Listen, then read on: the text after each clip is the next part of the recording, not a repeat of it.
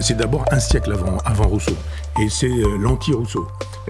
Évidemment, on ne le connaît pas. Mais enfin, je veux dire, quand on regarde en philosophie, Rousseau, on l'a vu la semaine dernière, nous dit que l'homme naît naturellement bon et que c'est la société qui le corrompt. Et je disais que c'était une vraie rupture antichrétienne, puisque le christianisme nous dit qu'il y a le péché originel, et le péché originel, c'est ce qui explique que l'homme est naturellement mauvais. C'est la thèse de Hobbes. Hobbes, il nous dit l'homme est un loup pour l'homme. C'est une phrase de Terence, un auteur romain, de pièces de théâtre romain, qui nous dit effectivement « homo homini lupus », l'homme est un loup pour l'homme. Et il dit l'homme veut toujours dominer, posséder, asservir, assujettir son prochain. Ça, c'est l'état de nature, il nous dit. Et dans l'état de nature, la peur fait la loi. Et on le voit aujourd'hui. Nous sommes revenus dans un état de nature et nous avons peur. Peur de sortir, peur de quelqu'un qui rentre dans un compartiment de train, peur de... etc., etc. Et il y a eu l'invincible Armada, et la mère de Hobbes, qui était enceinte, a eu peur. Et Hobbes dit que finalement, il a chopé la peur de sa mère à ce moment-là, et il construit toute sa politique sur la peur. Nous ne devons plus avoir peur. Et l'état de nature, c'est un état de guerre de tous contre tous, donc il faut éviter d'avoir peur. La solution, c'est le contrat social.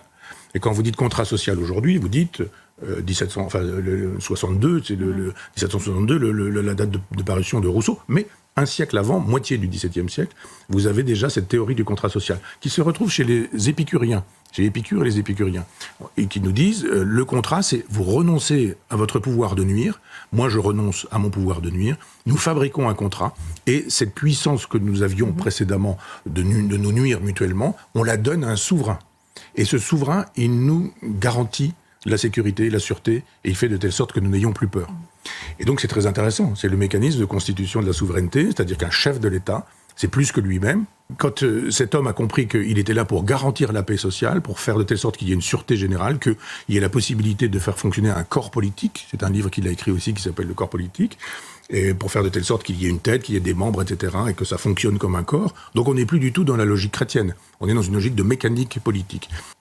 Vous découvrez qu'il vous dit, mais si le souverain ne vous protège plus, alors vous recouvrez votre liberté d'origine.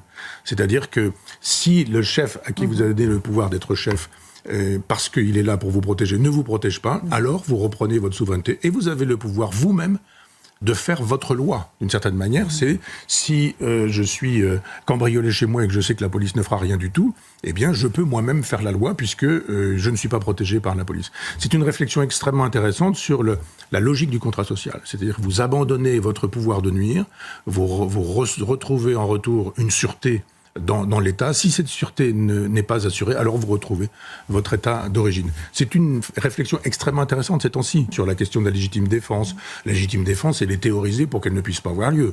C'est-à-dire c'est quand vous avez reçu 2 balles que vous avez le droit de renvoyer 2 balles.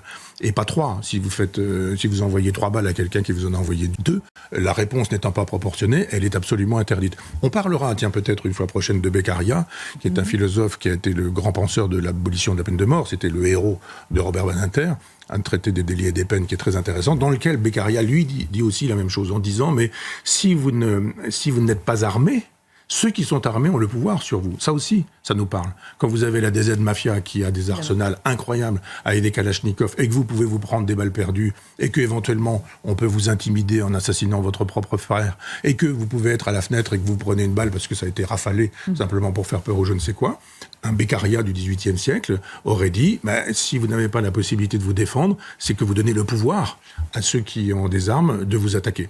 Et c'est une réflexion qu'il faut mener. De la même manière qu'il faut mener une réflexion sur la question de la justice, il faut mener aujourd'hui une réflexion sur la question de l'autodéfense. Faire de telle sorte qu'on n'oublie pas les prisonniers. Je ne suis pas de ceux qui pensent qu'il faut maltraiter les prisonniers en prison, mais il faut ne pas maltraiter non plus ceux qui sont maltraités par les prisonniers ou qui ont été un jour maltraités par les prisonniers.